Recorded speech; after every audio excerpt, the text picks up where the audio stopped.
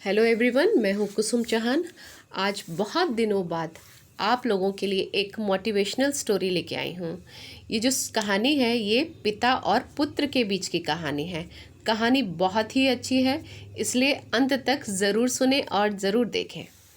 तो जो कहानी है वो है एक मूर्तिकार की और उनके बेटे की। जो मूर्तिकार थे वो बहुत खूबसूरत मूर्तियाँ बनाया करते थे और उनकी जो मूर्तियाँ थीं वो अच्छे दामों में बिका करती थीं। तो पिता को देख के बचपन से ही छोटा बच्चा भी मूर्तियाँ बनाना सीख गया था और पिता अभी बूढ़े हो चले थे, तो उनकी मूर्ति पहले वाले दामों में अब नहीं बिकती थी। और जो उनका पुत्र था अब वो भी मूर्ति बनाते बनाते वो भी बड़ा हो गया था और उसकी मूर्तियाँ अब दुगने दामों में बिकने लगी थी और वो बहुत ही अच्छा मूर्तिकार बन गया था। लेकिन जब भी वो कोई मूर्ति बनाता, पिता उसकी हर एक मूर्ति में नुक्स निकाल देते।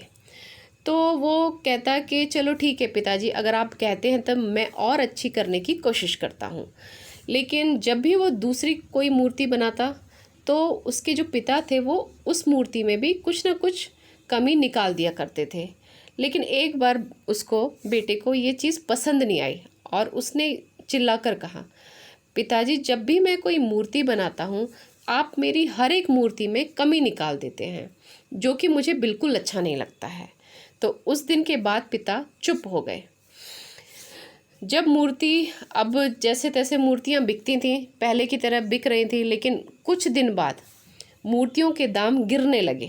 जैसे पहले के भाव में बिकती थी मूर्तियाँ अब ऐसे नहीं बिक रही थी। तो इस पर उसे अचंभा हुआ कि पहले तो उसकी मूर्तियाँ अच्छे खासे दामों में बिकती थी, अब क्यों नहीं बिक रही।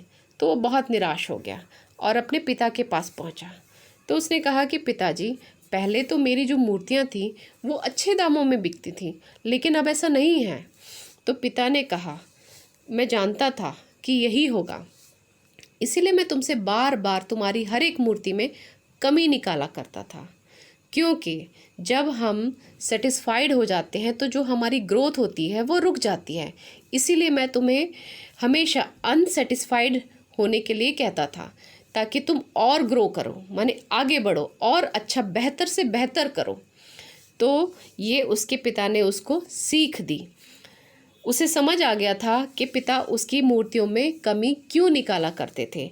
इसीलिए कहते हैं कि जब बड़े कुछ हमें समझा रहे होते हैं, कुछ हमारी चीज़ों में कमी निकाल रहे होते हैं, तो वो हमारे कुछ बेहतर करने के लिए ही ये चीज़ें कहते हैं।